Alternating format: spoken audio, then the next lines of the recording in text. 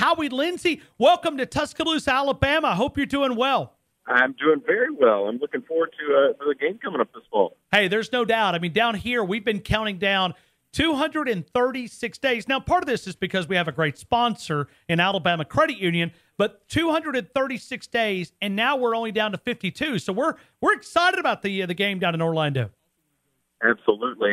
We always take a end of June, beginning of July kind of break, go on a little vacation as a family, and usually when I get back, it's football season. It's all about previewing and getting the preview mag out and making sure we're getting ready for football, and I'm ready for it now. All right, so we want a big preview because you are our first conversation, and I know you're a guy that does radio. You're also part of Cardinal Sports, which is part of the Rivals network of websites, which is Bama Insider, covering the University of Alabama, and Kyle Henderson and Tony Sakalas and all those guys. Cardinalsports.com is the website, which is part of the Rivals network of websites, and you're the editor there. Let's just get a general preview of maybe your overall feeling about this football team there in Louisville. Essentially, the huge storyline is going to be life after Lamar. I mean, Lamar Jackson was the be-all, end-all of everything Louisville over these last couple of years, and Heisman Trophy winner, put up crazy numbers, put up numbers that nobody, not even Michael Vick, had put up in college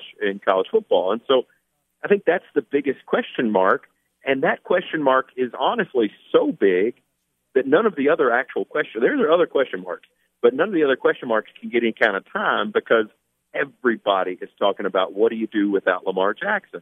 And so that's where you got to start with Louisville is life after Lamar. What does it look like, and how does the team respond? Beyond being their best offensive player, he's also kind of the attitude of the team as well. And so that's the big question we don't know the answer to yet. What do you expect as far as the offense to look like under Ja'Juan Pass? A more traditional Bobby Petrino offense. I'm thinking Ryan Mallett. I'm thinking Dave Ragone. I'm thinking, older Brian Brom, Louisville going to the Orange Bowl way back when. Bobby Petrino has proven that he can have a productive offense, a top 10 offense, a top 5 offense even, with different types of quarterbacks. He had a running quarterback back at Louisville a long time ago, Stephon LaForce. But so I have confidence that the offense is going to be okay, but I also have confidence that it's going to return back to more drop-back passing, more handing off to a running back, and a lot less freewheeling and the quarterback kind of doing what he needs to do. What does the offensive line look like there for Louisville? It's okay. It's not. Here's the trouble. I think it's going to be good, and I think by Louisville standards, it's going to be very good. The trouble is saying it's going to be good and playing Alabama in the first game is setting me up for failure, right? Okay. Because if you say anything's good, well, Alabama's going to make you look awful. And so I think it is good. I think they're going to win a bunch of games. I think they'll be fine, but they're going up against the best defensive line in the country and traditionally the best defensive line in the last 10 years. And so it's tough for me to say, oh, they'll be good, they'll be fine, when I know what they're getting ready to face. Let's go to the defensive side of the football. How hard is it for that defensive staff to prepare for both quarterbacks here in Tuscaloosa, Tua Tagovailoa and Jalen Hurts? Oh, it's extremely tough. I mean, they're similar in some ways in that they're both elite, but they're quite a bit different. I mean, one thing if they were both run the exact same system, but they're not, and so they're definitely having to prepare for both. Brian Van Gorder was brought in to shore up Louisville's defense, which was just honestly bad at times last year. Louisville should have won more games, and a couple of times it was because of the defense that they didn't win more games. So BVG's in. He's a longtime veteran. He's coached all over the country, all over the NFL. Last coach at Notre Dame. He's been all over the place.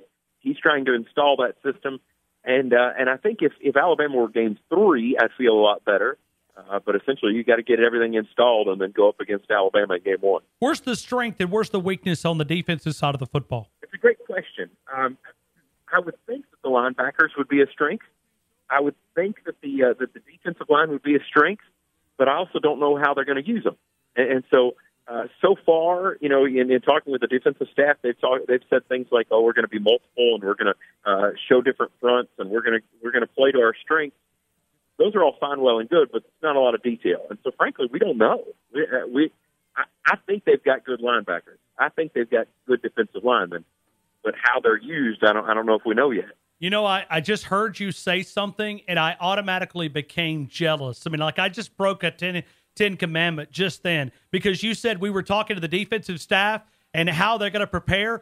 Nick Saban wouldn't let us sniff a offensive staff, defensive staff. There's like one voice coming out of here. And for just a couple of seconds when you said we were talking to the defensive staff, I just got so jealous of what you said, man. I'm sorry.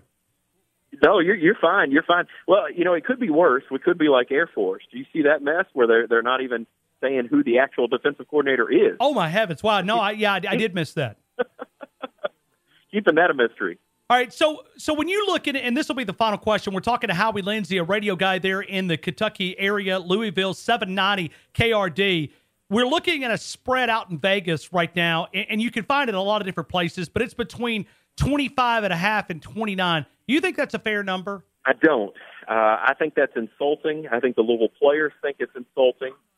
But here's the problem. It's Bama.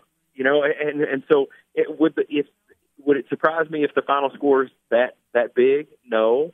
But I just have a hard time believing that you give Bobby Petrino this much time to prepare for somebody. I have a hard time believing that's going to be that big of a spread in this game. Here's what I point to say that.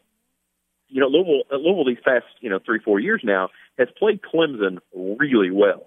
And as Alabama knows, Clemson's really good and has been really good for years. And so if you're a Bama fan, I would look to those Louisville-Clemson games and see just how close those have been.